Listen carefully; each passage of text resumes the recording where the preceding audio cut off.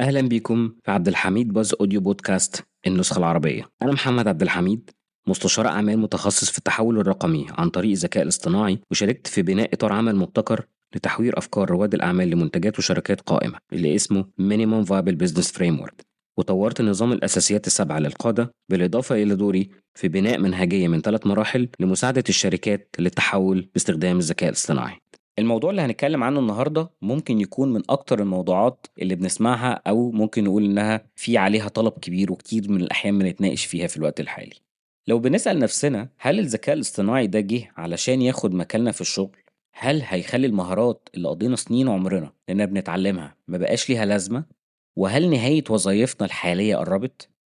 لو السؤال ده خطر على بالكم أو حسيتوا بقلق من المستقبل اللي بتتكلم عنه كل وسائل الإعلام، عايز أقول لكم إن أنتم مش لوحدكم، القلق ده موجود ومفهوم ومتوقع كمان. ناس كتير حوالينا بتشوف إن الذكاء الاصطناعي ده وحش جاي يبلع كل الوظايف ويغير حياتنا بشكل جذري. لكن خلينا هنا نقف لحظة، يا ترى هل دي الصورة الكاملة فعلا؟ هل ده فعلا اللي احنا محتاجين نعرفه عن العلاقة بيننا وبين الذكاء الاصطناعي ولا لأ؟ في كلامنا قبل كده حاولنا نبسط مفهوم الذكاء الاصطناعي، وكمان حاولنا نوضح ايه الحاجات اللي مش ذكاء اصطناعي علشان نقدر نبني فهم أساسي عن الذكاء الاصطناعي. لكن النهاردة احنا هنركز على الجزء اللي بيخصكم انتم بشكل مباشر. هنتكلم بصراحة عن الخوف اللي بنحس بيه كلنا، وهنتعرف ان الذكاء الاصطناعي فعلا جاي يغير قواعد اللعبة في البيزنس وفي الوظائف. لكن بدل ما نستسلم للخوف ده، هقترح عليكم استراتيجية يمكن تكون هي الحل لمستقبل أحسن وفي طريقة تعاملنا مع الذكاء الاصطناعي. الاستراتيجية باختصار هي إننا نتماشى مع الذكاء الاصطناعي، يعني إزاي نبدأ نتعلم نستخدم الذكاء الاصطناعي في وظائفنا. طب ده ليه مهم؟ ده مهم لأنه هيقوي موقفكم جدا في طريقة أدائكم لوظائفكم، وكمان هتدعم وجودكم وهتحافظ على وجودكم دايما كلاعبين أساسيين في المعادلة الجاية في الشغل عموما، بدل ما تبقوا بتتفرجوا على وظائفكم وهي بتختفي في صمت. يلا بينا نبدأ. خلينا نبتدي كلامنا بسؤال، طب هو ليه القلق ده كله والخوف من الذكاء الاصطناعي؟ ليه التكنولوجيا دي بالذات مع كل الإمكانيات اللي بتقدمها كمية القلق دي موجودة؟ وهنا الموضوع مش بيبقى بس عن قلة فهمنا عن الذكاء الاصطناعي، لكنها أعمق بكتير عن كده. جزء كبير من الخوف ده بيجي من فكرة المجهول ومن التوقعات الغلط عن الذكاء الاصطناعي. الصورة الذهنية اللي اترسمت في أذهاننا دايما عن طريق أفلام الخيال العلمي اللي دايما بتصور لنا إن الذكاء الاصطناعي ده كيان عنده وعي وبيخطط إنه يسيطر على البشر، أو على الأقل إنه يتحكم في حياتهم ويسلبهم حريتهم، خصوصا في طريقة اتخاذهم للقرار. الخلط ده بين الواقع والخيال هو اللي بيخلي كتير من الناس تشوف إن الذكاء الاصطناعي تهديد وجودي، على أساس من وجهة نظرهم إنه كائن هيخلي الآلات هي اللي تفكر بالنيابة عنه، وكمان تاخد قرارات مصيرية من غير ما هم يكون عندهم السلطة والسيطرة على حاجة زي كده. وده طبيعي جدا إنه يخلق نوع من الخوف من فقدان السيطرة على حياتنا كبشر. ممكن نضيف كمان ونعترف إن الخوف ده ليه جذور تاريخية عميقة وكمان طبيعية، ممكن نتقبلها أو نتفهمها.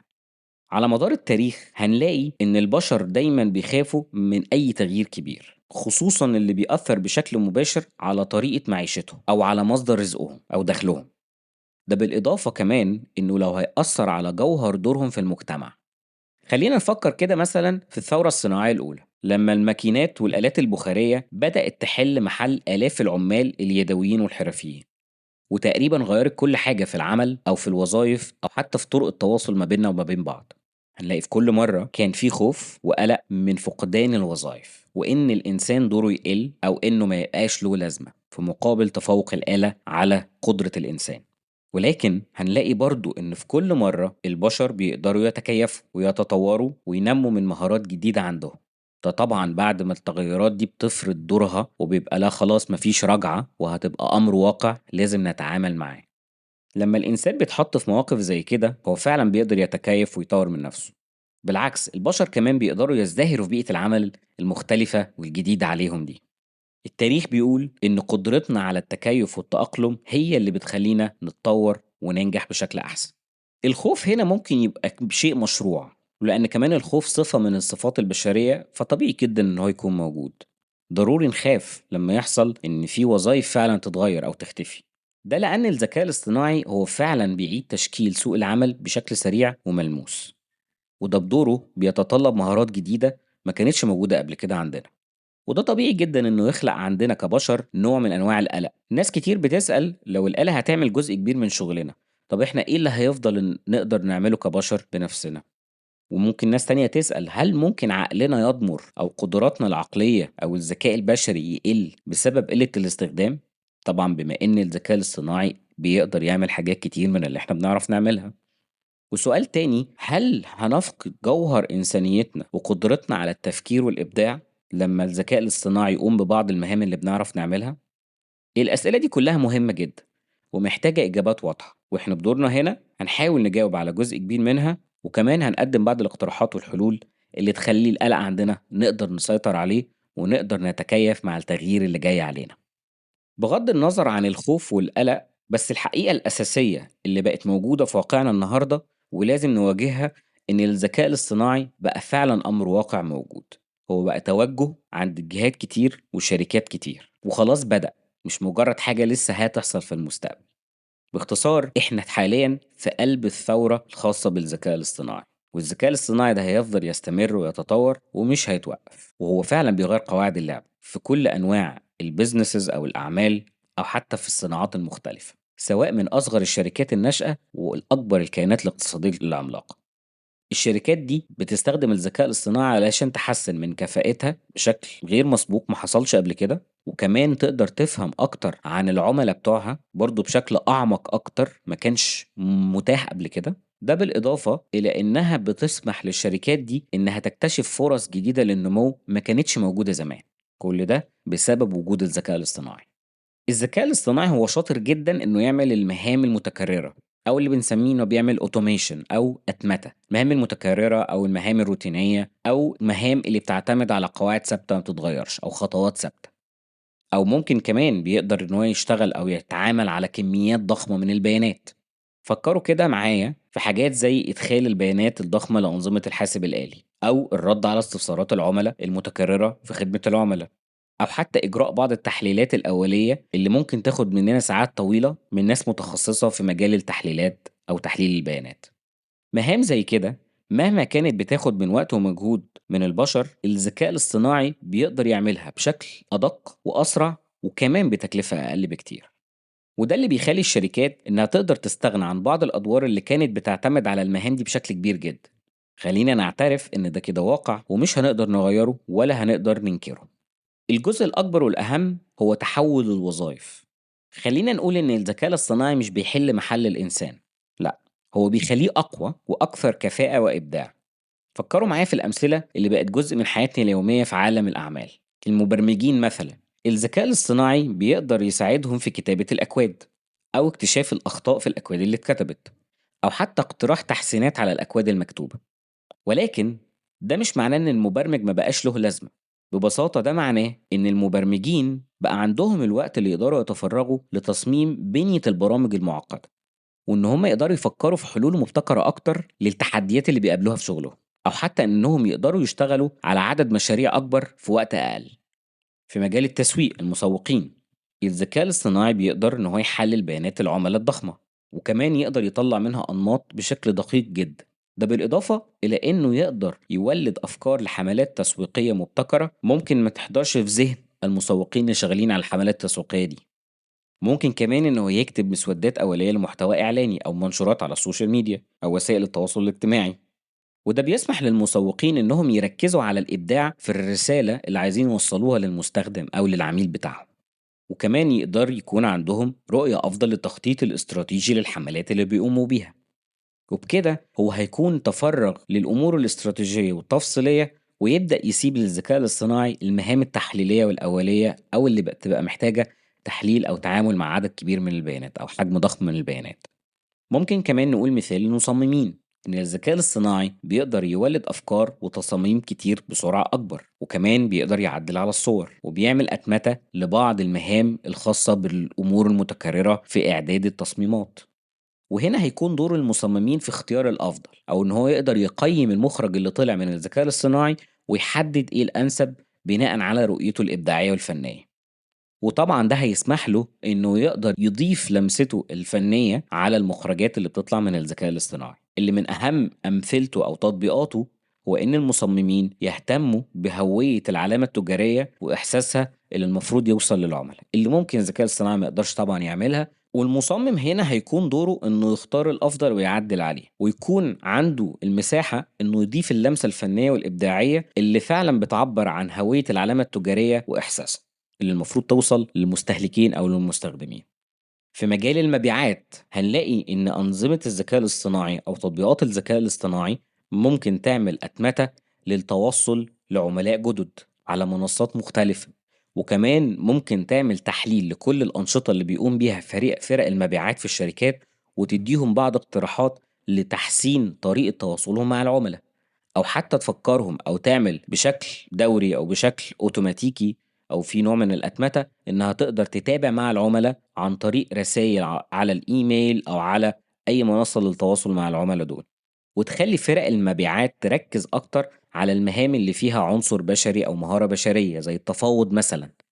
لو جينا نتكلم عن الصحفيين مثلا هنلاقي إن الذكاء الاصطناعي بيقدر يساعدهم إنه يجمع مجموعة من البيانات الكبيرة اللي هم بيضطروا إن هم يجمعوها عشان يكتبوا بعض المقالات، وكمان يقدر يكتب مسودات أولية لبعض المقالات بشكل سريع جدا. وبكده هيكون عند الصحفيين وقت أكبر علشان يركزوا على التحقيقات اللي بتبقى محتاجة مجهود منهم أو في عمق أو في بحث تفصيلي هم محتاجين يقوموا بيه بنفسهم. في مجال الطب إن الذكاء الاصطناعي بيقدر يساعد في تشخيص الأمراض بتحليل كميات كبيرة من البيانات الطبية، والدقة اللي بيخرج بيها من التشخيصات دي بتبقى عالية جدا مقارنة بالدقة اللي بتخرج من الأطباء البشر. ولكن ده برضه مش هيلغي دور الطبيب البشري، لأن الأطباء هنا هيبقوا بيركزوا على التواصل مع المريض أو التعاطف معاه أو اتخاذ قرارات علاجية معقدة هتبقى محتاجة حكم بشري أو خبرة بشرية الذكاء الاصطناعي مش هيقدر يقوم بيها. في المجال القانوني الذكاء الاصطناعي بيقدر يراجع كميات ضخمة جدا من المستندات القانونية والعقود في وقت قليل جدا، وكمان بيحدد البنود المهمة أو المخاطر، وممكن كمان يقترح تحسينات على بعض البنود في العقود. وده برضه هيدي مساحة كبيرة من الوقت للمحاميين علشان يقدروا يركزوا على القضايا الاستراتيجية أو إن هو الترافع أو المرافعات في المحاكم أو حتى التواصل مع الموكلين بتوعهم. الفكرة هنا إن الذكاء الاصطناعي بيحررنا من المهام الروتينية والمتكررة علشان نقدر نركز في الحاجات اللي فعلا بنتميز بيها كبشر. الوظائف اللي بتعتمد على المهارات بشرية فريدة زي التعاطف، الإبداع، التفكير النقدي، حل المشكلات المعقدة، التواصل بفاعلية، القيادة، اتخاذ القرارات الأخلاقية، هي دي اللي قيمتها بيزيد جدا مع تقدم الذكاء الاصطناعي، لأن دي مهارات الآلة مش هتعرف تعملها بجد، وهي دي المهارات اللي هيتركز عليها سوق العمل الجديد. خلينا نقول كمان إن هو مش مجرد تحول في الوظائف، لأ كمان إن الذكاء الاصطناعي بيخلق وظائف جديدة تماما ما كانتش موجودة قبل كده، فبنشوف دلوقتي في طلب متزايد على متخصصين في أخلاقيات الذكاء الاصطناعي، أو حاجة اسمها البرومبت انجينيرز، المهندسين اللي بيقدروا يكتبوا الأوامر اللي بيقدر يفهمها الذكاء الاصطناعي بشكل دقيق، أو مدربين الذكاء الاصطناعي وعلماء البيانات ومطورين الذكاء الاصطناعي. كل دي أدوار جديدة بتظهر بسبب ثورة الذكاء الاصطناعي الحالية. طب ممكن حد يقول لو ده اتجاه أو تيار مش هيتوقف وإحنا مش عايزين وظايفنا تختفي في صمت نعمل إيه؟ الإجابة باختصار إن استراتيجيتنا لازم تكون واضحة ومباشرة، زي ما كنا بنقول من شوية إننا محتاجين نبتدي نمشي مع التيار بدل ما نحارب، وده معناه إننا لازم نحول خوفنا ده لفرصة عظيمة للتمكين والتطوير، واللي على فكرة ممكن ما تتكررش تاني في التاريخ. خلّينا نبتدي نشوف إن الذكاء الاصطناعي ده مش منافس، أنا أقصد هنا مش منافس لينا، بالعكس هو شريك عمل، ممكن نقول عليه المساعد الشخصي الخارق بتاعنا، هو أداة قوية جدًا بتزيد من كفاءتنا وإنتاجيتنا بشكل غير عادي وبشكل عمرنا ما وصلنا له قبل كده. ده غير إنه كمان بيفتح لنا أبواب للإبداع وحل لمشكلات إحنا ما كناش بنعرف نحلها بشكل سريع قبل كده. وخليني أوضح إن نقطة التحول هنا مش لازم إننا كلنا نبقى خبرة في الذكاء الاصطناعي أو مبرمجين متخصصين في المجال ده، الأهم إننا نتعلم إزاي نقدر نستخدم أدوات الذكاء الاصطناعي دي بفعالية. وعلى فكرة مش بس في الشغل، ممكن نستخدمها في مهامنا اليومية والحياتية الشخصية. لما الذكاء الاصطناعي بيعمل أتمتة أو أوتوميشن للمهام الروتينية ده بيخلي المهارات البشرية الفريدة اللي بنسميها المهارات الناعمة أهم وأقوى بكتير، وكمان بيعلي من قيمتها مهارات زي التواصل الفعال.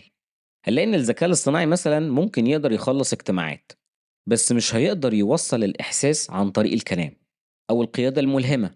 الآلة ممكن ما تقدرش إنها تلهم فريق اللي بيشتغل معاكم، أو حتى حل المشكلات المعقدة اللي محتاجة تفكير خارج الصندوق، أو تعاطف مع الآخرين، أو تفكير النقدي، خصوصا في المعلومات اللي بيقدمها الذكاء الاصطناعي علشان نتأكد من صحتها، أو حتى إننا نقدر نضيف عليها سياق بشري أو إنساني. دي كلها مهارات أو حاجات الآلة مش هتقدر تعملها، ودي المهارات اللي هتميزنا وهتخلي لا غنى عننا في سوق العمل الجديد. هي دي بجد القيمة المضافة بتاعتنا اللي مش ممكن لأي آلة إنها تقلدها. واحدة من أهم المهارات الجديدة اللي لازم كلنا نكتسبها كأفراد والشركات حاجة اسمها ال Prompt Engineering أو ال AI Literacy. باختصار هو محو الأمية الخاصة بالذكاء الاصطناعي. وال Prompt Engineering إن إحنا نقدر نكتب أوامر واضحة لأنظمة الذكاء الاصطناعي علشان تدينا مخرجات بشكل أدق. ممكن نقولها بشكل تاني، هي القدرة على التخاطب بشكل فعال مع أدوات الذكاء الاصطناعي المختلفة. وده يعتبر فن وعلم في نفس الوقت، إننا إزاي نقدر نكتب تعليمات واضحة ودقيقة للذكاء الاصطناعي علشان نقدر نوصل لأفضل نتائج منه. إزاي نعرف نسأله صح، إزاي نقدر نفهم حدوده وإمكانياته علشان نطلب منه فعلا حاجة هو يقدر يعملها بكفاءة. وكمان علشان نعرف إمتى التدخل البشري لازم يحصل ومهم إنه يحصل. إننا نتعلم المهارات دي هيخلينا مستخدمين محترفين لأنظمة الذكاء الاصطناعي، واللي بيها هنقدر نطلع نتائج غير عادية بدل ما نبقى مجرد متفرجين على إمكانياته أو على قدرات اللي بتطلع منه من ناس أشطر مننا. خلينا نبسط الفكرة أكتر ونسأل السؤال تاني علشان نجاوب عليه. إزاي ممكن نستخدم الذكاء الاصطناعي في شغلنا بغض النظر عن مجالنا؟ أي حد في أي مجال يقدر يستفاد ويستخدم الذكاء الاصطناعي. فهندي مثال، مثلا لو إحنا مسوقين أو بنعمل محتوى، بنكتب محتوى، ممكن نستخدم أدوات الذكاء الاصطناعي لتوليد الأفكار الحملات التسويقية اللي هنشتغل عليها. ممكن تحلل لينا البيانات الخاصة بالعملاء حتى لو كان حجمها ضخم جدا. وكمان نقدر نفهم سلوك المستهلكين ونستخرج من البيانات دي أنماط كتير تفصيلية ودقيقة ما كانتش سهل إن احنا نقدر نستخرجها منه. ممكن كمان نستخدمه في كتابة مسودات أولية للمحتوى الإعلاني أو منشورات على وسائل التواصل الاجتماعي، أو حتى إنشاء النصوص الخاصة بالفيديوهات البسيطة. للمصممين الجرافيك أو المنتجات، الذكاء الصناعي يقدر يولد خيارات تصميم كتير ومختلفة بشكل سريع جدا علشان نختار الأنسب منها أو نعدل عليه. وممكن كمان إن احنا نقدر نعمل أتمتة أو أوتوميشن لبعض المهام المتكررة، زي مثلا إنه يغير حجم الصورة علشان تناسب منصات مختلفة، أو إن هو يغير في الخلفيات الخاصة ببعض التصميمات حسب المنصات اللي بنستخدم عليها الصور دي. ولمحللين البيانات، خصوصا المحللين الماليين، هنلاقي إن الذكاء الاصطناعي هيسرع بشكل كبير جدا تحليل البيانات المالية، وهيطلع من جواها كمان أنماط معقدة ما كانش سهل إن احنا نقدر نطلعها بسرعة كده. وكمان ممكن نخلي الذكاء الاصطناعي يكتب لنا تقارير. كل ده بيساعد المحللين الماليين أو متخذين القرار إنهم يقدروا يحددوا توجهات المالية للمؤسسات اللي بيشتغلوا فيها، وكمان يقدروا يحللوا المخاطر بشكل أسرع وأدق. بالنسبة للمديرين أو قادة الأعمال، ممكن الذكاء الاصطناعي إن هو يلخص عدد كبير من الاجتماعات الطويلة في دقايق، وكمان يقدر يساعد في تنظيم المهام وتوزيعها على فريق العمل، أو حتى يقدر يحلل أداء الفريق ده، ويقدر يطلع مؤشرات حقيقية ووقتية تساعد قادة الأعمال في اتخاذ قرار بشكل مدروس ومبني على بيانات حقيقية. في مجال خدمة العملاء أو الدعم الفني، أنظمة الرد الآلي أو الشات بوتس اللي بتعتمد على الذكاء الاصطناعي ممكن تتعامل مع آلاف الاستفسارات المتكررة في نفس الوقت وترد عليهم كلهم بنفس الكفاءة العالية. وبكده يتفرغ الأشخاص اللي شغالين في مجال خدمة العملاء أو الدعم الفني لحل المشكلات المعقدة للعملاء. بكده هنلاقي إن الذكاء الاصطناعي بيحررنا علشان نقدر نركز ونقدم فعلا حلول مبتكرة ما تقدرش الآلة تعملها. النقطة الأساسية اللي أنا عايز أقولها هنا: ما تخلوش وظايفكم تختفي في صمت. الذكاء الاصطناعي هيقوم بالمهام الروتينية اللي بتستهلك وقت كبير منكم. دوركم أنتوا كبشر هو الإشراف عليه أو مراجعة شغله، ده بالإضافة للقيمة الإنسانية الفريدة اللي هو ما بيقدرش يضيفها. إحنا لازم نتحول من مجرد عاملين إلى مشرفين أو مستخدمين استراتيجيين للذكاء الاصطناعي. وده مش بس هيخلينا نحافظ على مكاننا وشغلنا، ده بيقوي موقفنا كلنا وبيزيد من قيمتنا التنافسية في سوق العمل بشكل غير عادي. في نهاية كلامنا النهاردة، أنا عايز أكد على رسالة مهمة جدا: الذكاء الاصطناعي مش نهاية الطريق لينا كبشر، بالعكس، هو بداية جديدة مليانة إمكانيات وفرص، هو محفز لنمونا وتطورنا اللي بالمناسبة ممكن يكون أسرع وأعمق مما أي حد يتخيل لو اتعاملنا معاه بشكل صحيح وفهمنا وقدرنا إزاي ندمجه في حياتنا وشغلنا. هيكون شريك لينا بيساعدنا نوصل لإنجازات ما كانتش ممكنة قبل كده.